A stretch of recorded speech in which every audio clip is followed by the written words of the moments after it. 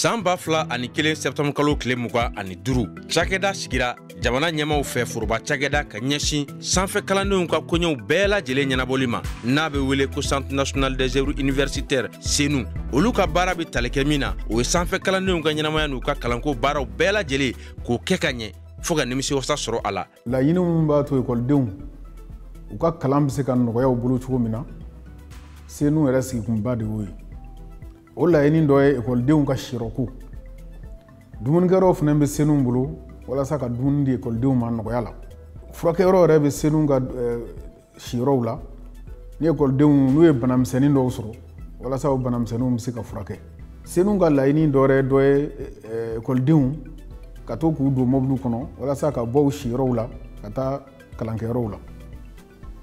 Ka to ka farikolo ɲɛnajɛ k'u labɛn denmisɛnninw ye walasa kuma min na n'u tɛ kalan na u ka se k'u fari bɔ ɲɔgɔn na. Denmisɛnninw ka wariko janko ekɔlidenw o papiye ko k'olu labɛn CNU ka baara dɔw fana ɲɛsinnen b'o o kow ma. CNU baarakɛla mumɛ bɛɛ bɛ taa mɔgɔ 187 la. O mɔgɔ 187 la 76 o ye CNU yɛrɛ ka talon ye. A tɔ o ye mɔgɔ 111 environ. Olu ye fonctionnaire de ye. État ye minnu bila ka na yan. Sanfɛ kalanko ni ɲinini ministriso hamina ko fanba dɔ ye ka sanfɛ kalanso cakɛdaw ka u ceru ni ka u walagata k'u bolofara lata fo an ka jamana marabolow kɔnɔnaw la. O de y'a to an nana hakilina dɔ sɔrɔ ɲina. O hakilina ye mun ye ka CNU bolofara dɔw sigi. Yɔrɔ dɔw la an ka ekɔlibaw bɛ yɔrɔ minnu fana na min ni Bamako tɛ kelen ye. An ye bolofara dɔw sigi Segu. Donc ni Segu ekɔlidenw mago bɛ fɛn o fɛn na u b'o sɔrɔ o bolofara in bolo. An ye bolofara kura 2 sigi ɲina. Kelen sigira Bamako yɛrɛ. Bolofara laban min fana sigira o kɛra Kulukoro.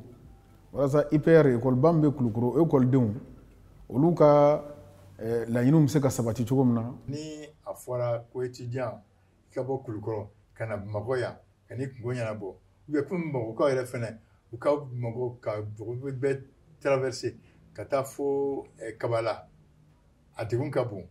N'a fɔra ko centre créé la Kabala kelen kɛra Kulukoro o ye kosɛbɛ de ye. Bɛ CNU ka baara nɔgɔya a bɛ baara yɛrɛ nɔgɔya étudiants fana bolo. Centres régionaux créé kun tɛ dɔwɛrɛ foyi ye ka baara nɔgɔya ekɔlidenw ma. N'u nana n'u ko ko min a ɲɛnabɔli ka teliya. Donc olu bɛɛ de kama donc an ye centre ninnu créé walasa vraiment u ka farikolo ɲɛnabɔ kow bɛ ɲɛnabɔ u ka kɛnɛyakow bɛ ɲɛnabɔ u ka sokow bɛ ɲɛnabɔ.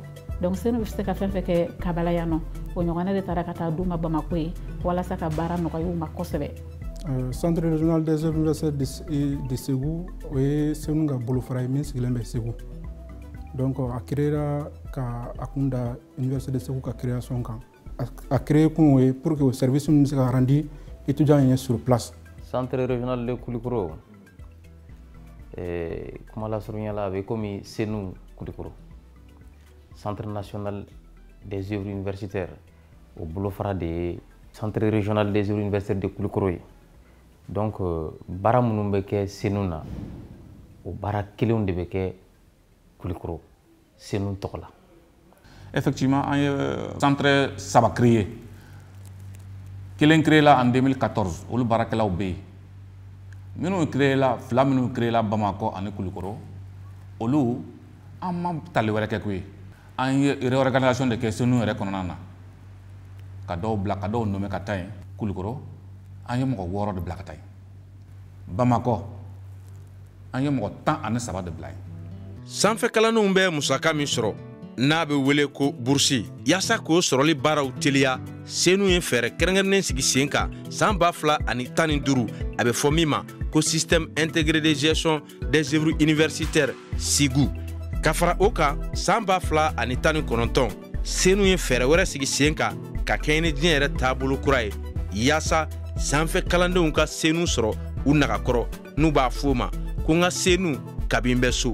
O bi tali kɛ maa minnu bɛ yen ni olu ye kalansan 12nan tɛmɛ n'o ye baki kuratigiw ye minnu ye baki tɛmɛ ka ban ni ka se sanfɛ kalanso la olu ka se ka u ka musaka min ni o kan ka d'u ma n'o ye bourse ye k'o bɛɛ lajɛlen ɲɛnabɔ u yɛrɛ ye k'u to u siginɔ la. Ka fara o fɛnɛ kan u kan ka sɛbɛnfura fɛn fɛn min ni ka o ɲini k'o ladon yaasa u ka se ka musaka in sɔrɔ n'o ye burusi ye u k'o bɛɛ lajɛlen fɛnɛ kɛ ka sɔrɔ u ma wuli ka bɔ u siginɛw la k'u bɛ taa kaba la ni sɛbɛnfura labɛn ninnu ni nin baara ninnu bɛɛ lajɛlen bɛ kɛ sanfɛ kalandenw fɛ ka u to u nɔ la u dan ye dɔrɔn ordinateur ka sɔrɔ u ka bila la tablette wali kelen smartphone wa a baara ka nɔgɔn kojugu sabu a dɛnnen tɛ dɔnniya kɛrɛnkɛrɛnnen foyi la n'o ye informatique ye 2015 la an ye système informatique dɔ bila en place n'an b'a fɔ o ma ko SIGO système intégré de gestion des œuvres universitaires o système in fɛn o fɛn denmisɛnninw ka hakɛ sarali ye a traitement bɛɛ bɛ bɔ o système in de fɛ o système ye yɛlɛma caman de don an baarakɛcogo la o de ye yɛlɛma caman don étudiants ka bourse sarali teliya la n'an ye établissement kalankɛyɔrɔ dɔ ta donc i bɛ taa sɔrɔ pour que k'u ka bourse bɛɛ traiter a bɛ se ka tile 10 sɔrɔ senu bolo mais sisan a tɛ tɛmɛ tile 1 kan. Fɔlɔ la ni denmisɛnninw ka demande de bourse wagati tun sera a tun bɛ kɛ kɔnɔna gan ye hali senu baarakɛlaw la parce que i b'a sɔrɔ mɔgɔ 2000 bɛ cours kɔnɔ yan nɔ cours ka dɔgɔ kabalani du kɔnɔna ka jan. An ye plateforme dɔ bila en place internet sanfɛ o bɛ étudiants permettre n'u b'u ka togodaw la u b'u ka villagew la ou bien u b'u ka quartierw la u ka se k'u ka demande bourse kɛ ka sɔrɔ u ma déplacer ka na kaba la. kabi san 2010 sanfɛ kalandenw kan ka musaka min sɔrɔ n'o ye bourse ye ni o tun bɛ di u ma bolo ni bolo la a bɔra o la ni k'a bila waribon cakɛlaw olu ka sira fɛ sanfɛ kalandenw ka musaka la tɛmɛni bankiw olu ka sira fɛ o sɔrɔla bɛnkan dɔ fɛ min ni senu ani k'a dɔn k'a fɔ waribon cakɛda dɔ kun bɛ baara kɛla o bɛnkan kɔnɔna na o bɛnkanw tora matarafa la fɔɔ ka taa san 2019 novembre kalo se ka kɛɲɛ ni bɛnkan in furuli ye o kɔfɛ jamana gouvernement ye a laɲini baara in ka to sen kan sabula fɛɛrɛ ɲuman don min bɛ kalandenw lafiya o de la u ye wele bila tuguni waribon cakɛlaw ma o bɛɛ lajɛlen kɔfɛ sɛgɛsɛgɛliw kɛra sugantili bɛnna min ma o de kɛra sama bayi UBA ye. Ayiwa sama mɔnɛ ye wari ci sira kura de ye an ka jamana kɔnɔ yan nɔ a bɛ san 2 bɔ sisan wari ci sira min don awa ani danfara caman de bɛ ani wari ci sira minnu tun bɛ jamana in kɔnɔ ka kɔrɔ réseau ko tɛ sama ka ko la i bɛ Malitel la o i bɛ Orange la o i bɛ Telecel la o i bɛ se k'i tɔgɔ sɛbɛn sama mɔnɛ kan k'i ka compte dayɛlɛ wa k'i ka wari baara kɛ a sira a kan n'i ye jateminɛ kɛ ka anw ni wari ci sira tɔw comparer i b'a ye k'a fɔ vraiment anw ka retrait sɔn ka nɔgɔ kosɛbɛ ala y'a kɛ anw ni senu y'an bolo di ɲɔgɔn ma u ye danaya d'an kan k'a fɔ ko an ka ekɔlidenw ka burusi n'u ka turuso ani san kɔnɔ u bɛ wari minnu sara ekɔlidenw ye donc ko u ka to ka sara sama ka bolo kan ayiwa o bolo di ɲɔgɔnna in kɔnɔna na sa an ye décision ta ni senu ye wari di ekɔliden ma ni jamana ye wari bila ekɔliden ka sama ka compte kɔnɔ a bɛ se ka ekɔliden bɛ se ka sanni kɛ n'a ye sama kan directement donc a tɛ frais sara o la ayiwa a bɛ se ka wari in fɛnɛ labɔ k'a kɛ warijɛ ye k'a bila a yɛrɛ bolo musaraka tɛ o la fɛnɛ a tɛ frais fosi sara o la. An b'a dɔn bi an ka denmisɛnninw téléphone b'u bɛɛ bolo donc sama mɔnɛ ka baara taabolo la i mago tɛ bilen ka taa k'i bɛ taa carte ta banque la k'i bɛ taa fɛn wɛrɛ ta i ka téléphone numéro i b'o de d'u ma baara bɛ kɛ n'o ye. Fɛn min ye sama mɔnɛ ko initiative ye o b'a étudiants permettre ka u ka compte créer ka sɔrɔ u ma b'u ka so yɛrɛ. Donc waati kɛrɛnkɛrɛnnen de tun bɛ ɲini u ka na u ka demande bila senu na u ka dossier ɔ sisan nɔ o bɛɛ banna dépôt en ligne i bɛ se k'i to i fa ka foro la hali tomiya k'i ka dépôt kɛ i dan ye k'i ka sɛbɛnw ja ta k'o ci senu na. An y'a décision ta ka agence kura dɔ dayɛlɛ spécialement ekɔlidenw tɔgɔ la o agence bɛ Bamakɔ Amdalaye ACI 2000 ayiwa agence 7,000 de b'an bolo Mali kɔnɔ bi ni i bɛ fɛ k'i ka wari ta i bɛ se ka taga nin kelen kelen bɛɛ lajɛlen na k'i ka wari ta yen nɔ ka taa i ka so. Ekɔliden ka sira tɛ tuguni ka taa banque la k'a bɛ taa ka wari ta i ka téléphone b'i bolo a kɛra Telecel puce o a kɛra Malitel puce o a kɛra Orange puce o ni a sɛgɛsɛgɛra k'a dɔn k'i yɛrɛ ka numéro de don i ka wari bɛ bila a kan. An y'a ye k'a fɔ sama monnaie fɛ yen nɔ o problème tɛ yen parce que étudiants bɛna baara kɛ n'u ka téléphone de u jɛlen b'o la kaban. Sama monnaie est plus accessible. Ne mago b'a la yɔrɔ yɔrɔ i kɔni b'a sɔrɔ yen nɔ. Bon de deux ni problème b'i da la ni kɔni taara dɔrɔn u b'a gérer or que banque la n'i taara en tant que y'a fɔ étudiant u b'i la traîner dɔɔni quoi.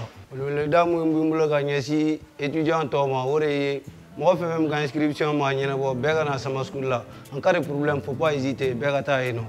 Hali bi kalandenw lafiya u ka kalan kɔnɔna na an'u ka ɲɛnamaya yɛrɛ kɔnɔna na sanfɛ kalanso la senu ye hakilina kura wɛrɛw ta ni ka olu sigi sen kan min bɛ kuma ɲɔgɔnya o nɔgɔya kosɛbɛ u ni kalandenw ni ɲɔgɔn cɛ. An ka dɔgɔtɔrɔsow la sisan ekɔlidenw bɛ furakɛ fu u bɛ lajɛ fu wa fura yɛrɛ bɛ d'u ma fu. An nana ye an ka dumunikɛyɔrɔw fɛnɛ na kɛmɛ sira o kɛmɛ sira dumuni sɔngɔ la an nana lajɛ ka 40 bɔ a la walasa ekɔlidenw ka dumuni sɔrɔ u ka se ka dumuni kɛ u ni ma. Hali ekɔlidenw ka transport ko la k'u don mobile kɔnɔ ka na ye an y'a ye wagati la senu mobile u kun sɛgɛnna dɔɔni parce que u ye san caman kɛ u bɛ boli la. Sisan an bɛ ka bisi kuraw ɲini walasa ekɔlidenw bɛ se ka taa min na. U siyɔrɔw fɛnɛ an ye labɛn caman boloda ye. Labɛn dɔ ye min ye ni o ka di ekɔlidenw ye bi bi in na o ka di hali ekɔli karamɔgɔw ye o ye bɔlɔlɔ ko in ye n'a fɔra ko internet. An ye o d'u ma u ka siyɔrɔw la an bɛ ka labɛn caman boloda walasa so ninnu ye ko bɛ se ka ɲɛ cogo min na u sili bɛ se ka diya cogo min na. Donc pour que k'o kunnafoni nin lawaleya an b'an sinsin fɛn camanw kan i n'a fɔ réseaux sociaux ale ni an ye site internet dɔ bila bɔlɔlɔ sanfɛ pour que étudiants n'u mago bɛ information fɛn o fɛn na senu na u bɛ se ka taa o sɔrɔ yen nɔ. Ensuite fɛn min ye WhatsApp ye étudiants bɛɛ de bɛ WhatsApp utiliser sisan. Donc o groupe WhatsApp ninnu créelen don information minnu bɛ senu bolo an bɛ u bila o kɔnɔ étudiants b'a sɔrɔ yɔrɔnin kelen.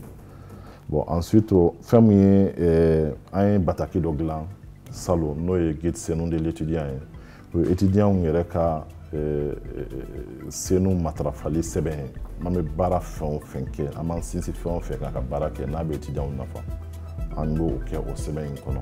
Sanfɛ kalanso la sɔrɔli kalandenw fɛ yaasa u ka se ka bɔ u sigiyɔrɔw la ka taa kalansow la senu yi k'a dɔn k'a fɔ taama sɛbɛn dɔ la bɛn ka d'u ma a bɛ fɔ min ma ko carte de transport ni o bɛ kɛ sababu ye ka u doni ka bɔ so ka se kalanyɔrɔ la walima ka bɔ kalanyɔrɔ la ka se so kɛcogo ɲuman na ani lakana kɔnɔ. Senu y'a yira sanfɛ kalandenw na k'a fɔ olu tɛ ni kalanden ninnu tɛ wa senu ye kalandenw de ta ye ka fara o kan u ye wele da u ye. Sanfɛ kalansow kɔnɔna na sariya fɛn fɛn min bɛ yen o sariyaw batoli a ɲɛma o ye wajibi ye sanfɛ kalanden kelen kelen bɛɛ lajɛlen kan. Anw ye baarakɛyɔrɔ ye an bi yan ekɔlidenw kama n'i ko k'i bɛ ekɔlidenw kama i bɛ ekɔliden mansaw kama i bɛ ekɔli karamɔgɔw kama. An nana ye wagati laban ninnu na an ka ekɔlidenw siyɔrɔw o taara kɛ maramafɛnw marayɔrɔ ye an y'a fɔ o ye ko ye min t'i ɲɛ. Senu ye baarakɛyɔrɔ min ye a kɛlen don ekɔliden kelen kelen bɛɛ kama. Jamana jigi ye a ka denmisɛnninw de ye jamana jigi ye a ka ekɔlidenw de ye parce que olu de bɛ ka dɔnniya ɲini an b'a ɲini u fɛ k'u ɲɛsin kalan in ma kosɛbɛ u kana mɔgɔ si don u ni senuw cɛ.